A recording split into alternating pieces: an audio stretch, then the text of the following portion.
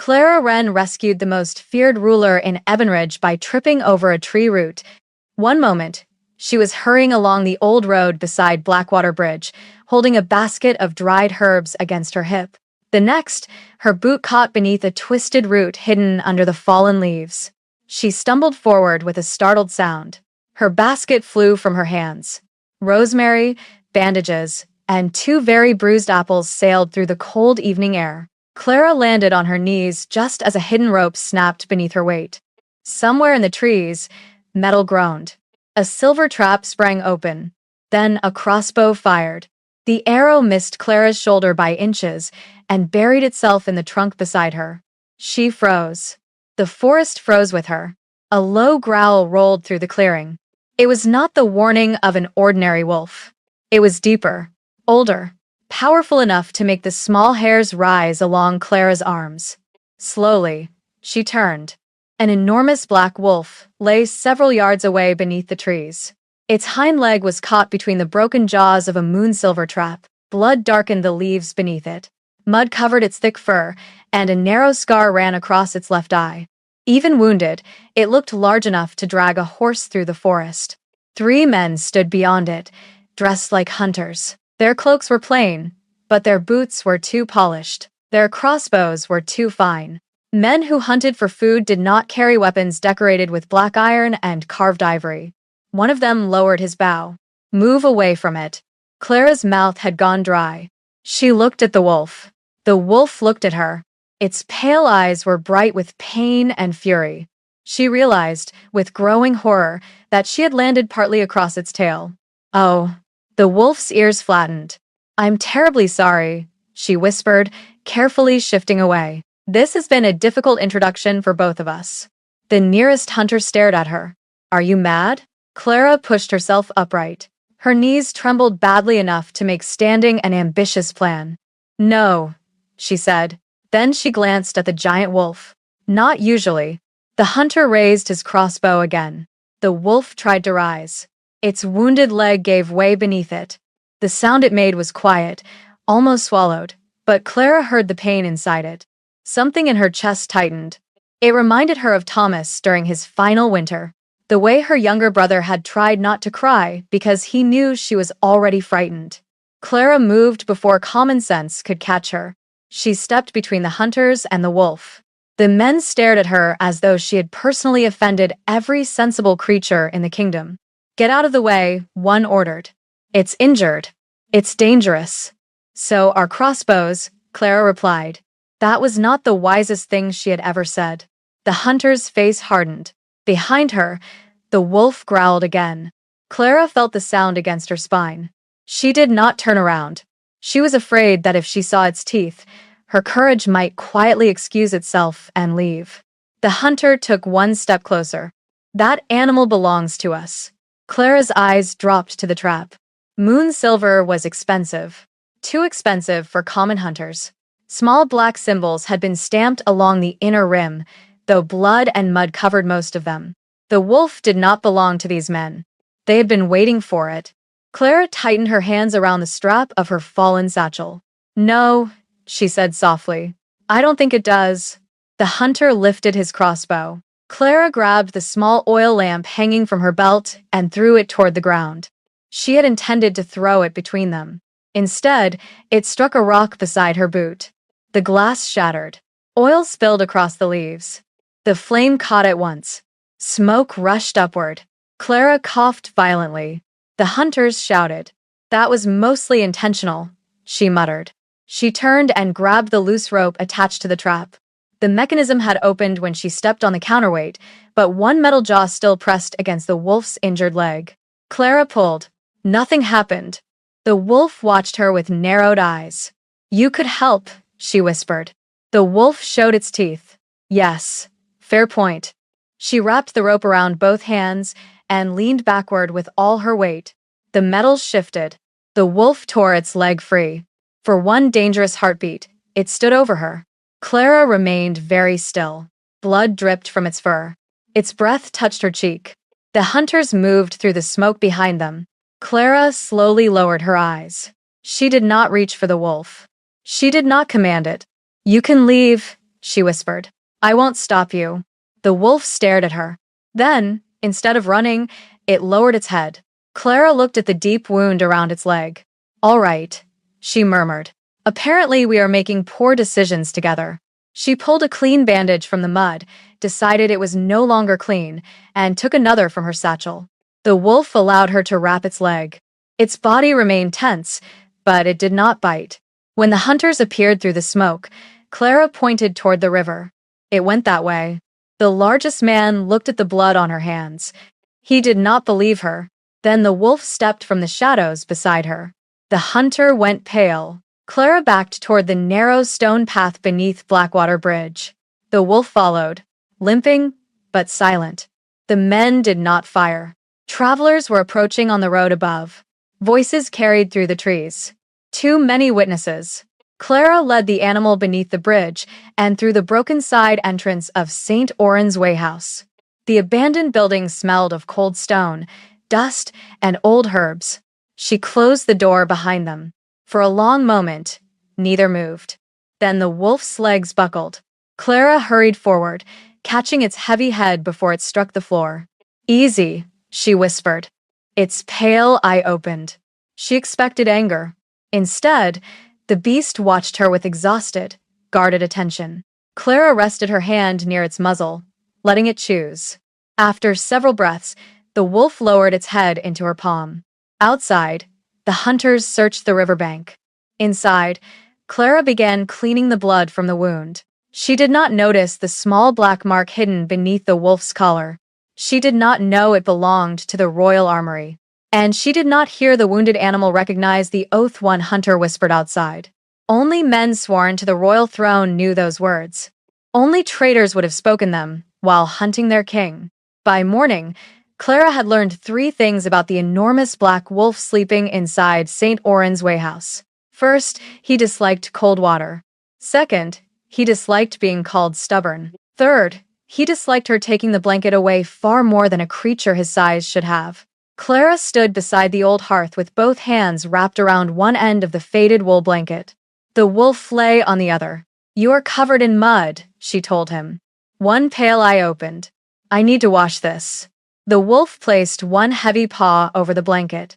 Clara stared at it. You are not a house dog. His paw pressed down harder. That was not an invitation to negotiate. The wolf closed his eye again. Clara sighed and released the blanket. She had slept very little. Most of the night had been spent cleaning blood from his leg, feeding the fire, and making sure the hunters did not return. The wound looked better in daylight, though not by much. The skin around it was swollen. Dark veins spread beneath the fur. The broken trap had cut deeply, but the trap alone did not explain the fever burning through him. Something else was wrong. Clara touched the back of her fingers to his neck. The wolf's eye opened again. Don't look at me like that, she murmured. You are the one trying to cook from the inside. His ears moved slightly. Clara chose to believe that meant he appreciated the medical explanation. Her supply basket was nearly empty. She had used most of her clean linen during the night, and the wolf had eaten the last piece of dried meat before pretending he had not wanted it. She pulled on her cloak. I need food, bandages, and something stronger than river water. The wolf lifted his head. You cannot come. He rose anyway. His injured leg touched the floor, then buckled beneath him. Clara caught his shoulder, though catching was an optimistic word for what happened. His weight pushed her backward until she landed against the wall with a soft thud. For a moment, they stared at each other. I believe I made my argument more gracefully, she said. He lowered himself again, clearly offended. Clara left the side door open just enough for air, then walked toward Briar Hollow. The village was waking beneath a pale winter sun. Smoke curled from chimneys.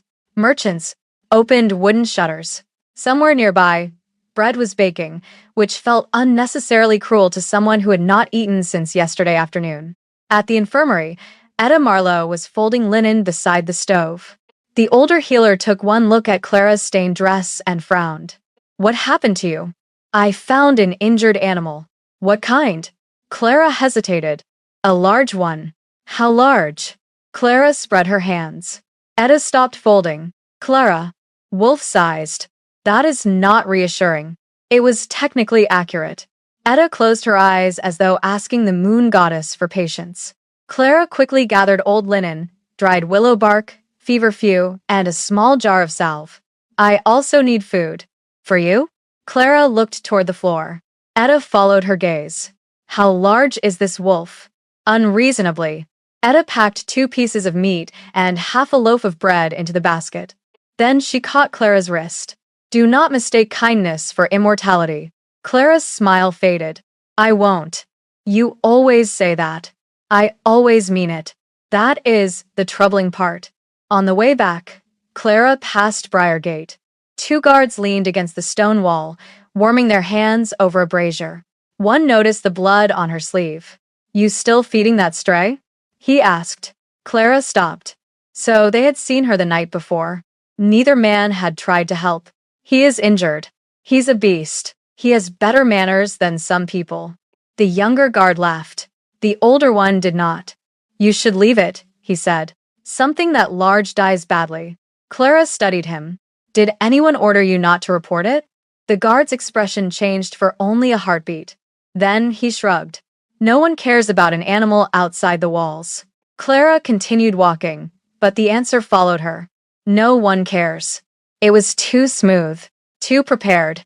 When she returned to the Way House, the wolf was no longer beside the hearth. Her heart stopped. Then she heard a low scrape behind her. He stood near the door, shaking badly but upright.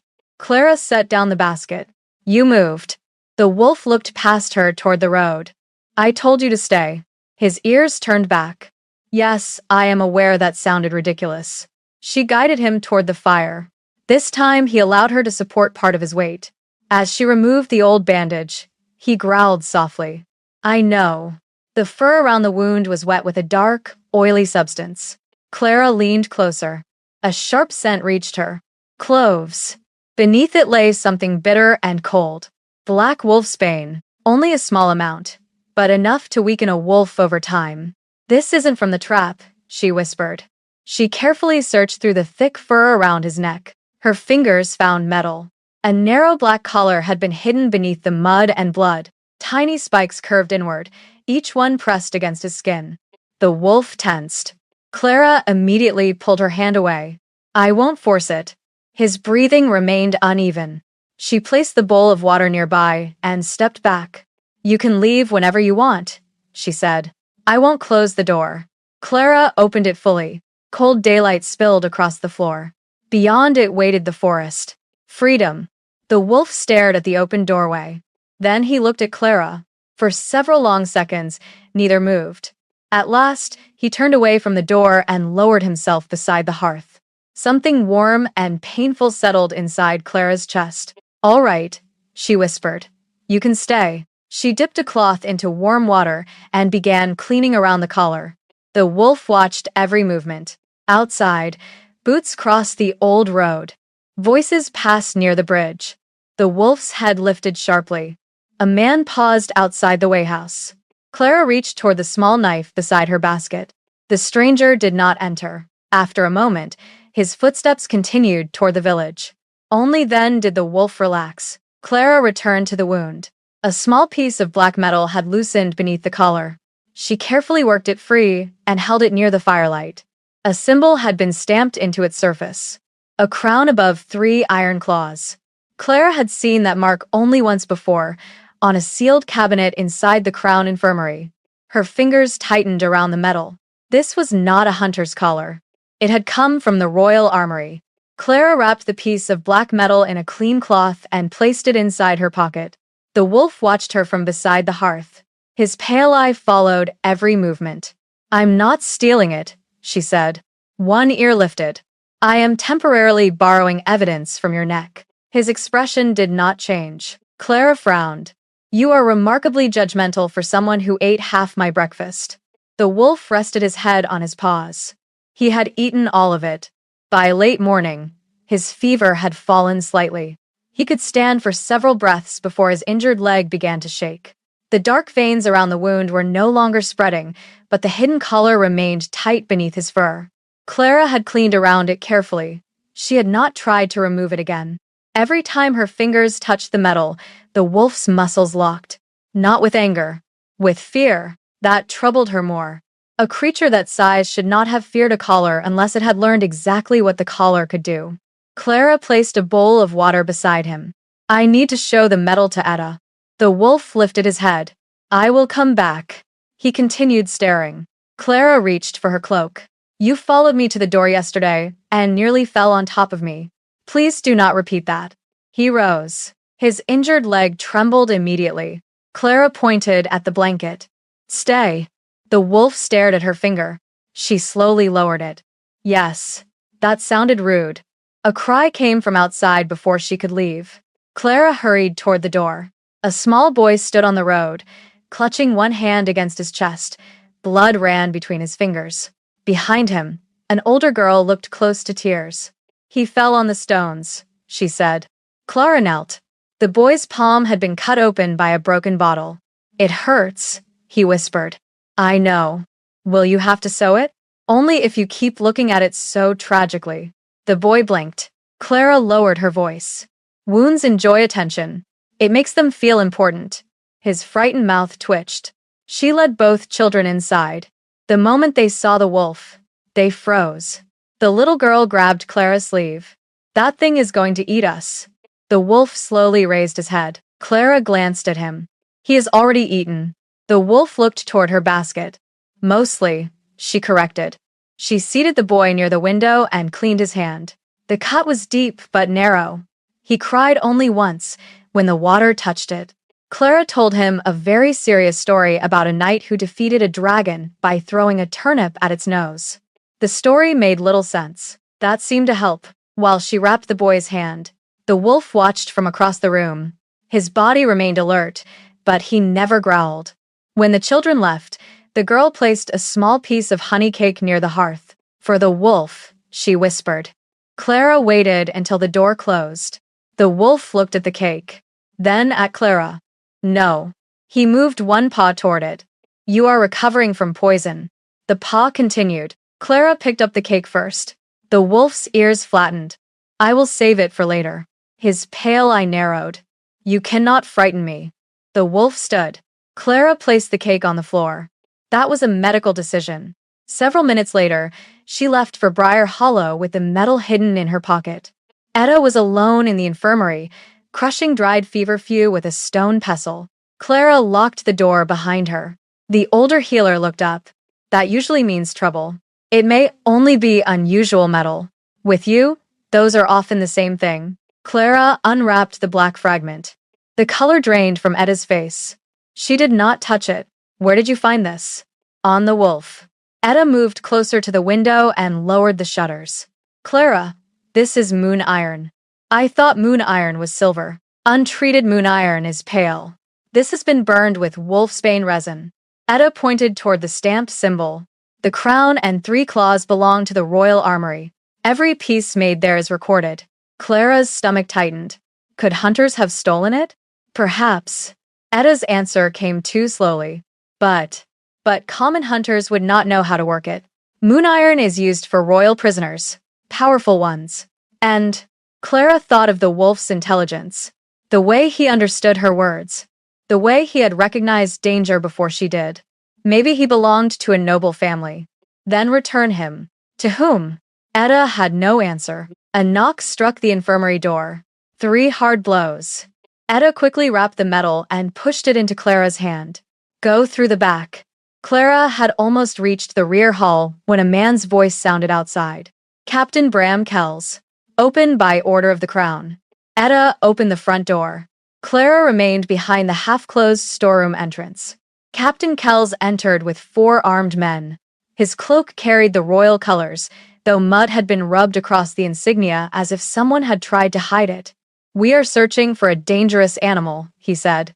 Etta's voice stayed calm. What kind? A black wolf.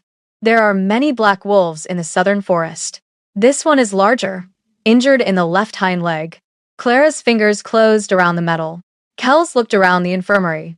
It may carry disease. Anyone hiding it could be charged with endangering the pack. Etta folded her hands. Has it attacked anyone? The captain's jaw tightened. That is not your concern.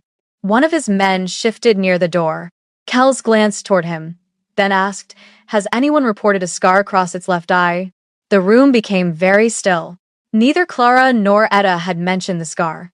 The guards at Briargate had never approached close enough to see it clearly. Captain Kells realized his mistake. It appeared in the slight pause before he spoke again. "If you see the animal, send word to the palace." He turned and left. Clara waited until the horses disappeared down the road. Etta closed the door. "How did he know about the eye?" she whispered. Clara looked toward the forest path leading back to St. Oran's Way House. He wasn't searching for an unknown wolf.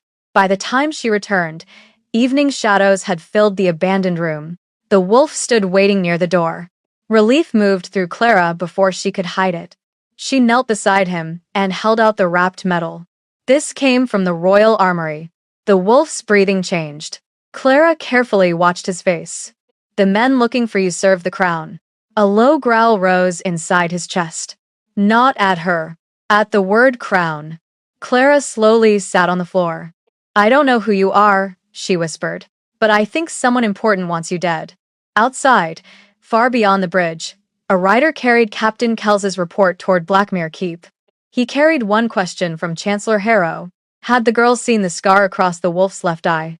The Chancellor already knew the answer mattered. Because someone inside the palace was not searching for a lost king. They were searching for a wounded wolf. Clara had barely finished replacing the bandage around the wolf's leg when hoofbeats thundered across Blackwater Bridge. Not one horse. Many. The black wolf lifted his head before Clara heard the metal of bridles or the hard rhythm of boots striking frozen earth. His body became still. Too still. Clara placed one hand near his shoulder. "They found us." A low growl rolled through him.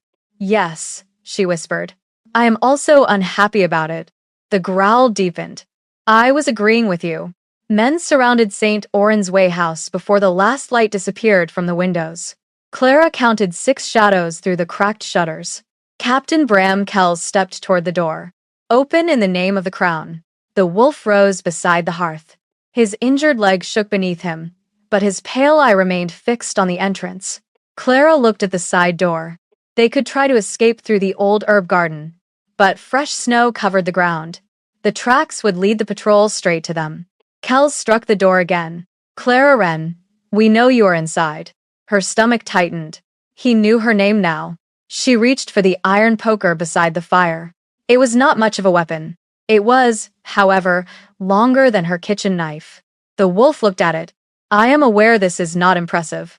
He gave a quiet huff. Clara frowned. That sounded personal. She moved toward the door, but stopped before opening it. "What do you want?" "The animal carries a dangerous sickness. We have medicine." Clara looked toward the wolf. His ears had flattened. "Leave it outside." Silence followed. Then Kells said, "The royal healer ordered us to administer it ourselves." Clara opened the door only wide enough to see him.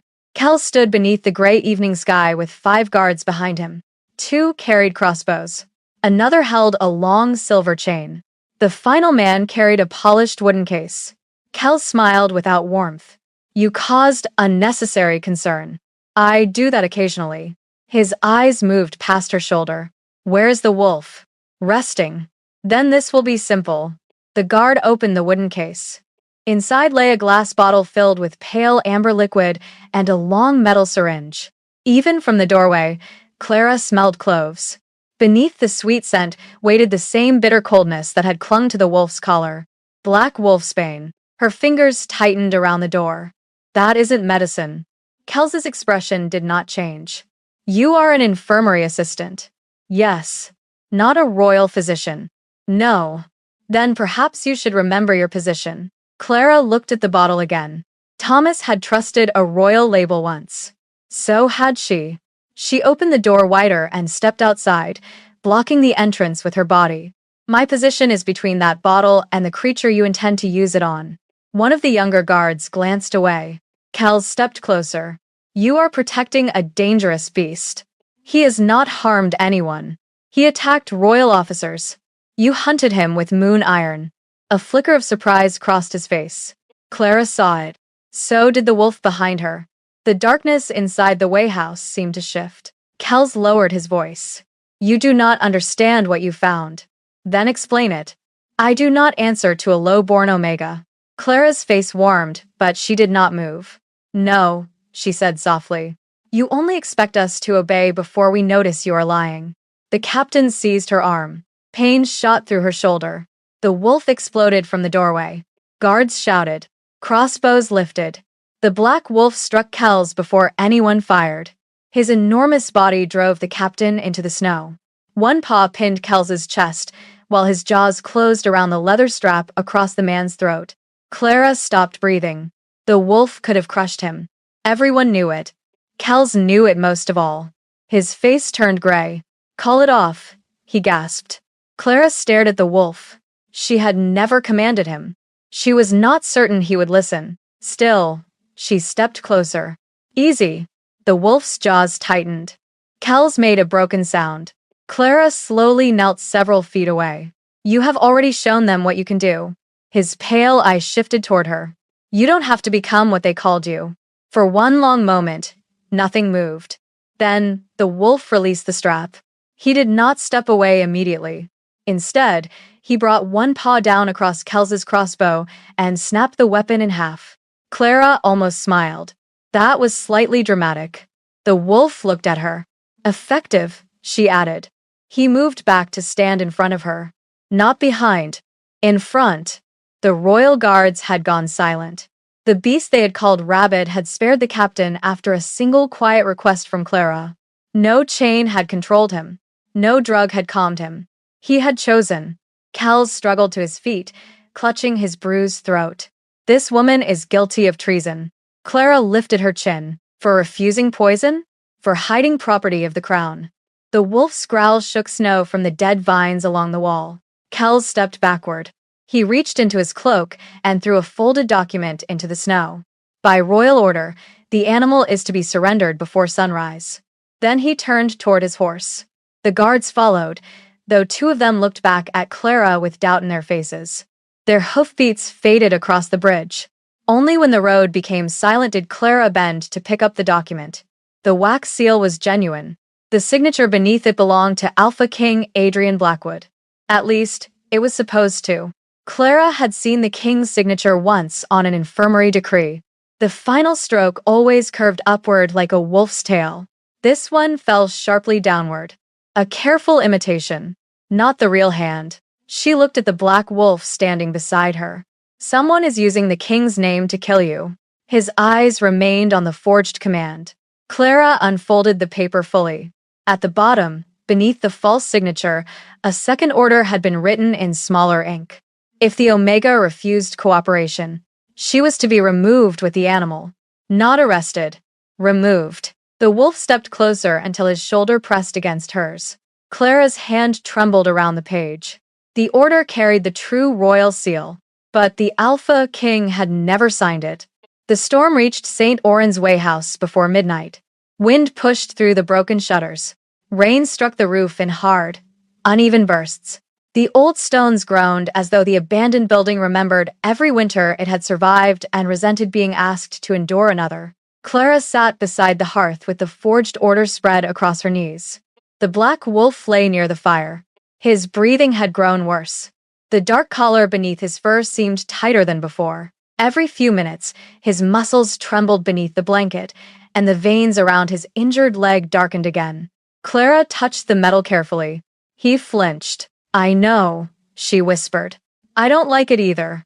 The wolf's pale eye opened. I like it considerably less than you do, actually. You only have to wear it. I have to remove it without losing a hand. His eye narrowed. That was meant to comfort us both. Clara had spent the evening studying the collar. There was no lock she could reach. The moon iron had been shaped in several overlapping pieces, each one feeding into the next. But one narrow hinge had cracked when the trap released. She held up an old iron file she had found in the storage room. This is either a plan or a very poor final decision. Thunder shook the windows.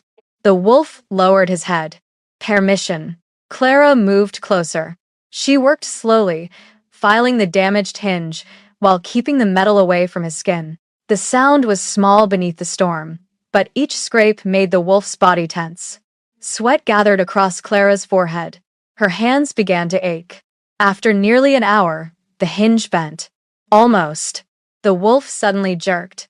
A deep growl tore from him as the collar tightened, driving the hidden spikes deeper into his neck. Clara dropped the file and grabbed the metal with both hands. Now, the wolf rose. For one terrible second, his legs nearly failed. Then lightning filled the room. He twisted with all the strength left inside him. The weakened hinge snapped. The collar struck the stone floor. The black wolf collapsed beside it. Clara fell to her knees. No, no, stay with me. The dark veins beneath his fur began to fade, but his heartbeat stumbled beneath her palm. Then his body changed. At first, Clara thought the firelight was deceiving her. The wolf's shape drew inward. Black fur disappeared beneath pale skin. Powerful legs became human limbs. The great head resting against the floor became the face of a man. Clara froze. A naked, unconscious man now lay where the wolf had been. For several long seconds, she did not breathe. Then she grabbed the blanket and threw it over him. Oh. She turned her back so quickly she nearly walked into the hearth. Oh dear. Behind her, the man remained motionless. Clara pressed both hands over her face. This is an alarming amount of information for one evening. She forced herself to turn around. The man was older than she had expected. Early 40s, perhaps. Broad-shouldered, scarred, with dark hair damp against his forehead. A narrow scar crossed his left eye. Clara had seen that face before. On coins. On royal decrees.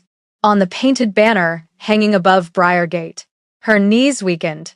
She looked at the broken collar, then at the man, then back at the collar as though it might offer a less impossible explanation.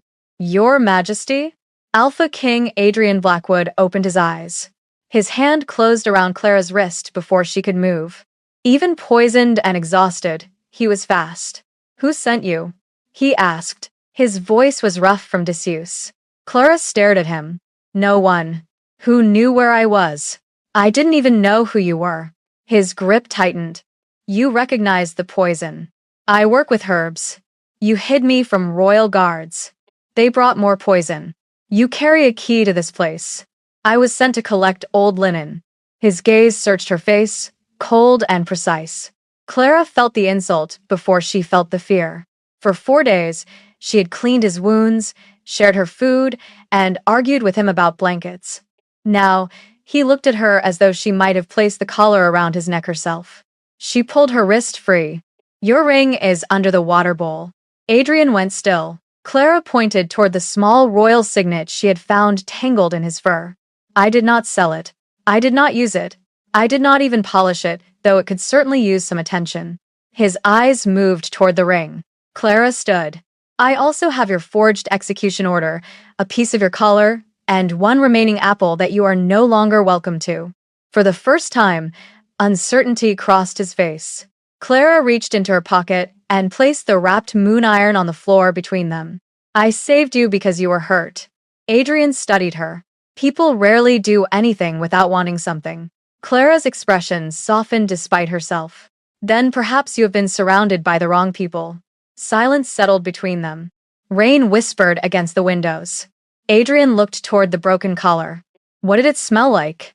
Cloves. Black wolfsbane. A little pine resin. His face changed. Clara noticed. You know that mixture. Adrian did not answer. She knelt beside the fire and stared into the flames. My brother died 6 winters ago. The medicine sent to our village smelled the same.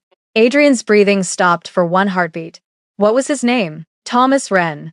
The name struck him. He had seen it before, buried inside a report marked with the royal seal. A report he had signed. A report declaring that no civilians had died. Outside, thunder rolled across Evanridge. Inside the abandoned wayhouse, a king looked at the woman who had saved him and understood that the poison in his blood had begun killing his people years before it ever reached him. Before dawn, Adrian stood beside the broken window of St. Oran's Wayhouse, wearing a coat Clara had found in an old storage chest. It was too narrow across his shoulders and several years out of fashion. Clara tried not to star. The owner may have been smaller than you, she said. Adrian fastened the last button with visible difficulty. The owner may have been 12. He had excellent taste. He had green embroidery. It distracts from the blood. Adrian looked down at the faded vines stitched across his chest. For the first time since becoming human again, something almost resembling amusement touched his face. Then it disappeared. We leave before sunrise. Clara folded the forged order and placed it inside her satchel. To the palace? Not through the gates. That sounds reassuring. It was not intended to.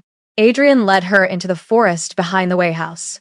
His steps remained uneven, but he refused help until the path became steep. When his knee nearly gave way, Clara caught his arm. He looked at her hand. You are still weak, she said. I am recovering. You nearly introduced your face to a tree. The ground shifted. Of course. He allowed her to support him after that. They reached an abandoned watchtower before the sun rose. Beneath its broken floor, Adrian uncovered a small iron box containing a black whistle. He blew once. No sound reached Clara's ears. 20 minutes later, a gray wolf appeared between the trees. It transformed before them into a tall man wearing the dark uniform of the Royal Guard. Captain Elias Rowe dropped to one knee. My king. Relief broke across his face, followed quickly by shame. We believed you dead. Who is ruling in my absence? Chancellor Harrow controls the council. He claims you were taken by a rival pack. Adrian's expression hardened. How many guards know I am alive? Only me. Keep it that way. Elias looked at Clara. Adrian noticed. She saved my life. 4 simple words. Clara felt their weight more than she expected. Elias bowed his head to her. Then Ebenridge owes you a debt. Clara adjusted the strap of her worn satchel. Ebenridge may begin by not executing me. Elias glanced at Adrian. That is a longer story, Adrian said. They entered Blackmere Keep through an old supply tunnel beneath the eastern wall. Clara had imagined the royal palace many times as a child. She had pictured golden floors, jeweled doors, and servants carrying trays of sugared fruit. The underground passage contained rats, dripping water, and a smell suggesting no king had inspected it recently. Adrian noticed her expression. Disappointed? A little. The gold is upstairs. That is comforting. Elias hid Adrian in an unused guard chamber, while Clara entered the royal medical wing wearing a plain brown apron. She carried an inventory list and kept her head lowered. No one questioned a low-born Omega carrying dirty linen. That was the useful side of being invisible. The medical wing smelled of polished wood, lavender soap, and cloves. Clara stopped. The scent was faint, but it was there. She followed it to the records room. Through the partly open door, royal healer Varick Sloane stood beside a metal basin. Flames rose from a leather ledger in his hands. Clara moved behind a shelf before he saw her. Varick tore out another page. Every copy, he whispered to the guard beside him. The Chancellor said nothing bearing the old Luna's seal can remain. The guard shifted uneasily. What if the king returns? Varick fed the page into the fire. He will not. Clara's fingers tightened around her linen basket. When the 2 men left, she hurried into the room. Most of the ledger had already become ash. 1 half-burned page remained beneath the basin. Clara grabbed it. The corner singed her palm, but she did not release it. Several names had disappeared in the flames. Others remained clear enough to read. Thomas Wren, deceased after delayed winter fever treatment. Beside his name was the same batch number stamped inside Adrian's collar. Clara's vision blurred. She forced herself to continue. Lower on the page appeared another name. Luna Isabel Blackwood. Treatment: Royal Calming Tonic. Authorized ingredient: Black Wolfsbane extract. Clara stared at the words. The official story claimed Isabel had died in a carriage accident, but someone had been giving her the same poison used on Adrian. Footsteps approached the records room. Clara folded the page and hid it beneath her apron. A guard entered. What are you doing here? She lifted the linen basket. Collecting burned laundry. He frowned. That is paper. Clara looked into the smoking basin. So it is. The guard reached for her. A dark hand closed around his wrist first. Adrian stood in the doorway, pale but upright. The guard's face emptied of color. My king? Adrian's voice was quiet. Not yet.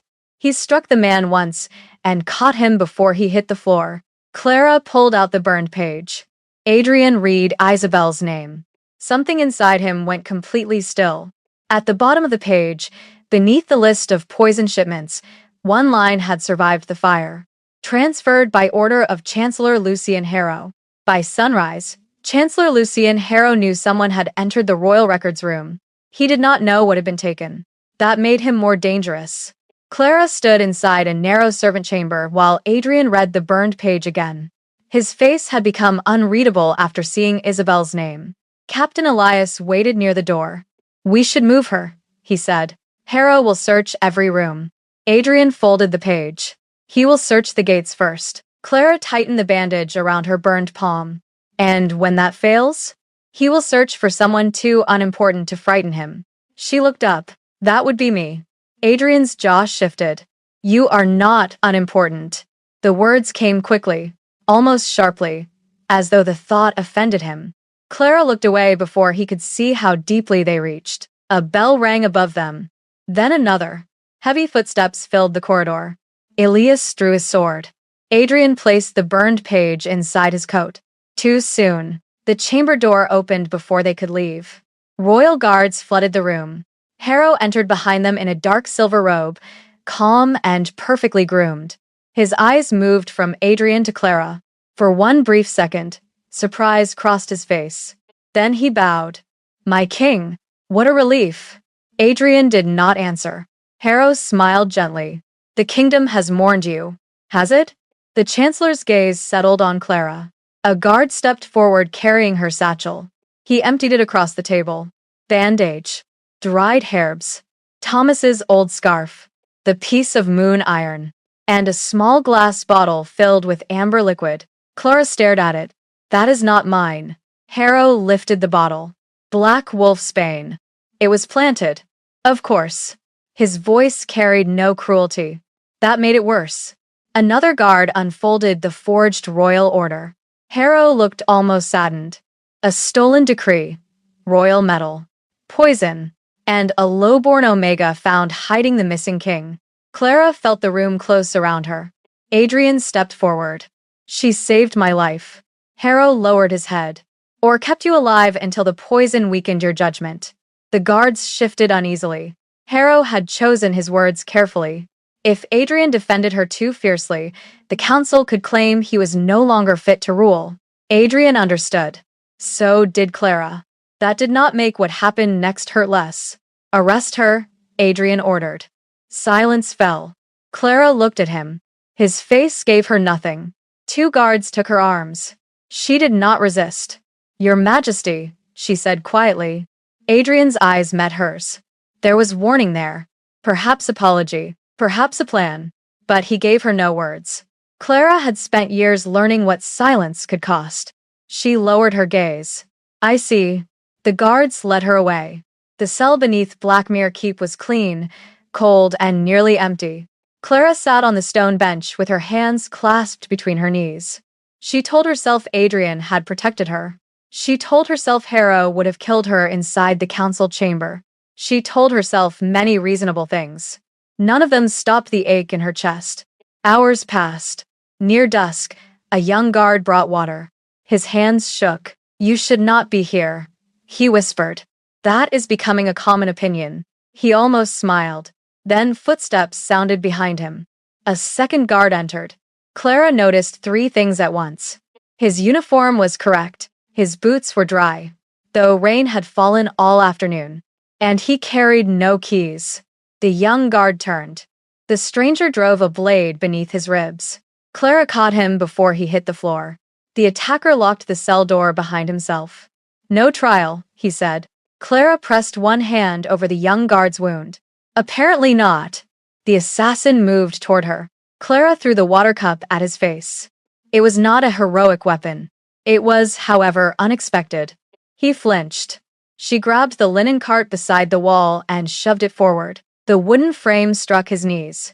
Clara pulled the injured guard through the small service hatch used to pass laundry between cells. The opening was narrow. Her shoulder caught. Of all the moments to regret bread, she muttered. The assassin seized her ankle. Clara kicked backward until her heels struck his nose. He released her. She crawled into the linen passage, dragging the guard after her. Behind them, the assassin cursed. Clara tore open his coat before leaving and found an old silver badge sewn inside. It carried the crescent emblem of Luna Isabel's household.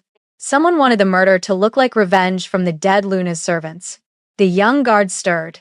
I heard them, he whispered. The Chancellor's men. Clara bent closer. What did they say?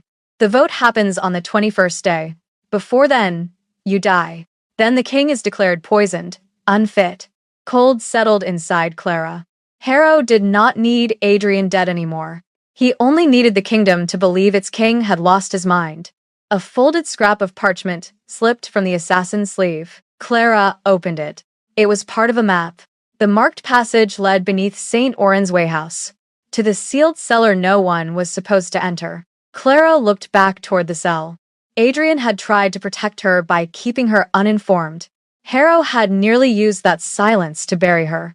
She folded the map and helped the wounded guard stand. Whatever truth waited beneath the abandoned Wayhouse, she would find it. This time, she would not wait for a king to decide when she was ready. Clara reached the end of the linen passage with blood on her sleeve and dust in her hair. The young guard leaned heavily against her. Can you stand? She whispered. Not well. That makes two of us. A door opened ahead. Clara reached for the assassin's knife. Adrian stepped into the passage. For one sharp moment, neither of them moved. His coat was unfastened. His face was pale with anger and fear. Captain Elias stood behind him, with two loyal guards. Adrian looked at the blood. Are you hurt? It is not mine. His gaze moved to the young guard. Elias hurried forward to take the man's weight. Adrian stepped closer to Clara. I came as soon as I learned that someone tried to murder me in the cell where you placed me. His expression tightened. I thought the cell was the safest place in the palace. It had an assassin in it. I noticed. She almost laughed. Almost. Instead, Clara held up the torn map. He carried this. Adrian looked at the marked passage beneath St. Oran's Wayhouse. Harrow knows we found something in the records. He also knows silence works very well for him. The words struck. Adrian lowered his voice. I should have told you my plan. Yes. I believed ignorance would protect you. It did not. No. He did not defend himself. That softened something inside her, though not enough to erase the hurt. Adrian looked at her burned palm, her torn sleeve, the dust on her knees. I am sorry, Clara. Kings probably offered apologies differently in public. This one sounded painfully human. She folded the map. Then help me finish this. They left Blackmere through the eastern tunnel before midnight. Elias wanted Clara taken across the border. Adrian agreed. Clara did not. Harrow tried to kill me twice, she said. Leaving now may encourage him. That is not a reason to stay, Adrian replied. No, this is. She held up the map. If Isabel hid evidence beneath the Wayhouse, Harrow will destroy it before sunrise. Adrian stared at her. You do not owe this kingdom another risk. My brother is in those records. So is your wife. The word wife left a quiet ache between them. Clara softened her voice. I am not staying for the throne. I know. It was the first time he said it without hesitation. They reached St. Oran's Wayhouse, beneath a sky heavy with snow. The main room stood as they had left it, except the broken collar was gone. Someone had searched the building. Clara followed the map to a stone wall behind the old medicine shelves. One loose brick hit a rusted lever. The wall opened inward. A narrow stairway descended into darkness. Adrian took the lantern. I will go first. You are still recovering. I am also larger. That has caused several problems already. He looked back at her. There was again the faintest shadow of amusement. They descended together. The cellar smelled of damp paper and dried lavender. At the far end stood an iron chest marked with Luna Isabel's crescent seal. Adrian stopped. His hand trembled before touching it. Clara pretended not to notice. Inside, they found shipping ledgers, copies of medicine orders, and a sealed letter addressed to Adrian. He broke the wax. The handwriting was elegant but hurried. Adrian read in silence. Clara watched grief move across his face. What did she know? He handed her the letter. Isabel had discovered that Harrow was stealing medicine from rural packs and replacing it with weakened treatments. She had also found payments to royal healer Varric for experiments involving moon iron and wolfsbane. Her final line had been written darker than the rest. If anything happens to me, do not let Lucian Harrow turn your grief into obedience. Adrian closed his eyes. He did exactly that. A sound came from above. Glass breaking. Then the smell of oil. Clara looked toward the stairs. Fire rolled across the ceiling of the main room. Harrow's men, Adrian said. Smoke rushed downward. They gathered the ledgers and letter into a leather sack. A beam collapsed across the cellar entrance. Clara coughed, pulling her sleeve over her mouth. There must be another way out. Adrian searched the walls. His breathing suddenly changed. The poison had not fully left him. Dark veins appeared along his neck. Adrian, I am fine. You are a terrible liar. The floor above cracked. Flames dropped through. Adrian staggered. Then his body twisted. Black fur covered his arms. His shape expanded until the great wolf stood beside Clara again, breathing hard but alert. He seized the leather sack between his teeth. Clara found a narrow drainage tunnel behind the chest, barely wide enough for them. They crawled through smoke and freezing mud until moonlight appeared ahead.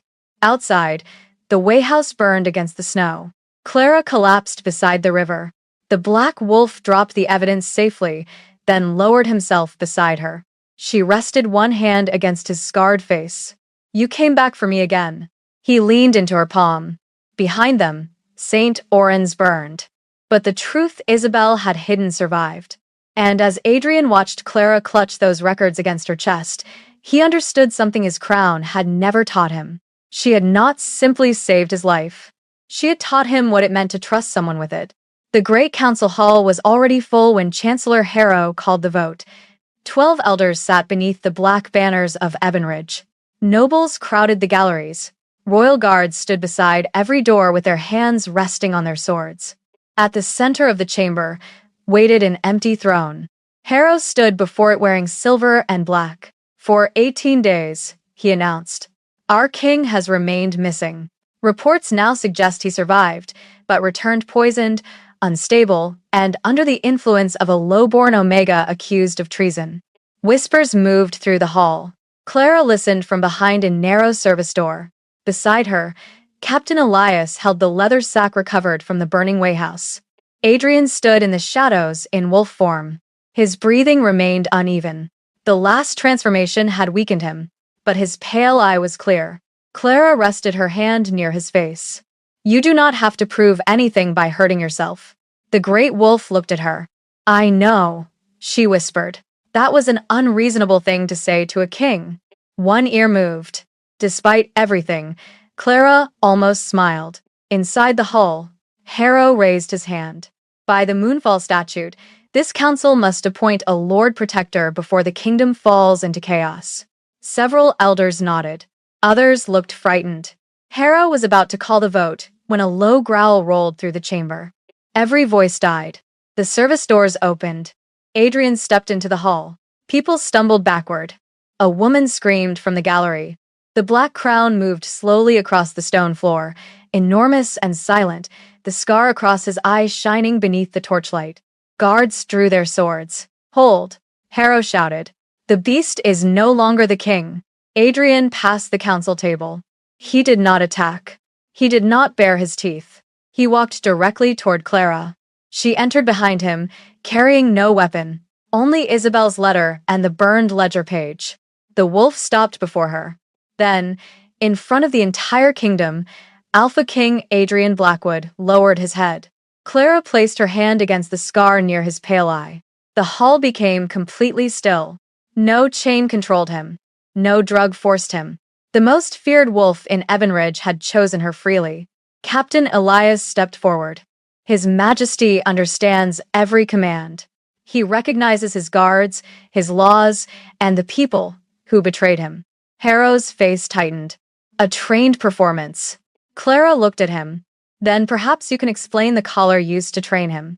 Elias emptied the leather sack across the council table. The broken moon iron pieces struck the wood. Beside them fell the forged execution order, the burned medical ledger, the armory serial plate, Isabel's sealed letter, and the shipping records from St. Orens. The elders stared. Clara spoke quietly.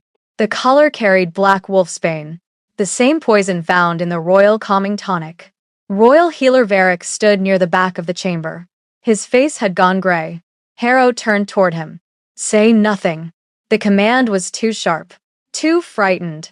Varric looked at the wolf, then at the guards surrounding him. I made the tonic, he whispered.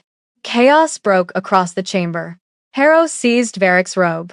You pathetic fool. Varric pulled away. The Chancellor ordered it. He gave me the batch numbers. He told me Luna Isabel had discovered too much. Adrian's growl shook the windows. Clara kept her hand against him.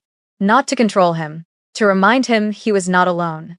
Captain Bramkells was dragged forward by 2 loyal guards. His throat still carried the bruises from Adrian's jaws. Kells looked at Harrow with open hatred. You promised my family protection. Harrow's eyes became cold. Kells laughed bitterly. You sent men to kill them last night. He turned toward the council. The Chancellor ordered the ambush. We were told to keep the king in wolf form and leave no body behind. Several elders rose from their seats. Harrow stepped backward. Then his hand disappeared beneath his robe. Clara saw the black metal first. A second moon iron collar. Harrow. He threw it toward Adrian. Clara moved without thinking. Adrian moved faster. The wolf struck her aside with his shoulder, placing his body between her and the collar. The metal closed around one of his front legs. Pain tore through him. Adrian fell to one knee. Harrow drew a hidden blade. Half the guards turned toward the throne. The other half turned toward Harrow. For one terrible second, the kingdom divided inside a single room. Captain Elias raised his sword. For the king, the loyal guards answered. Steel struck steel. The fight ended quickly. Harrow's purchased men had expected fear. They had not expected the council to see the truth. Elias disarmed the Chancellor and forced him to his knees. Clara rushed to Adrian and opened the collar with the damaged release pin they had found in Isabel's chest. His breathing steadied. Slowly, the wolf rose. Harrow stared up at him. You needed me, he whispered. You were never strong enough to rule without me. Before Adrian could answer, his body shifted. The wolf disappeared. The king stood in its place, weak but upright. Clara wrapped his cloak around his shoulders. Adrian walked to the empty throne. He lifted the crown resting beside it. Then he placed it on the council table. One judgment remains, he said. His eyes moved across the frightened elders, the wounded guards, and the woman who had dragged him from a silver trap when his own court had abandoned him. The judgment of the king who allowed this to happen. The crown remained on the council table. Adrian stood before it without reaching for it. The hall had grown quiet again. Chancellor Harrow knelt between 2 royal guards. Varric stood nearby with his head lowered. Broken weapons, blood, and scattered records covered the stone floor. For years, Adrian had believed a king must never appear uncertain. Now he understood that certainty had protected too many lies. He faced the council. Lucien Harrow betrayed the throne. He murdered Luna Isabel. He stole medicine from the people of Ebonridge and used the same poison against me. Harrow lifted his head. You signed the reports. Adrian did not look away. Yes. The answer unsettled the room more than a denial would have. I signed reports I did not examine closely enough. I trusted men because questioning them was painful. I fought wars beyond our borders, while families suffered inside them. His gaze moved toward Clara. Strength did not fail this kingdom. Blindness did. Clara stood beside the council table, holding Thomas's old scarf in one hand. She had waited years to hear the truth spoken aloud. It did not return her brother, but it gave his death a name other than misfortune. Adrian ordered Harrow, stripped of title, land, and political inheritance. He would spend the rest of his life in Stonehold Prison. Every property he owned would be sold. The money would rebuild the infirmaries his crimes had emptied. Varric surrendered his healer's seal. In exchange for complete testimony, He received imprisonment rather than execution. The council members who had accepted Harrow's money were removed and placed under investigation.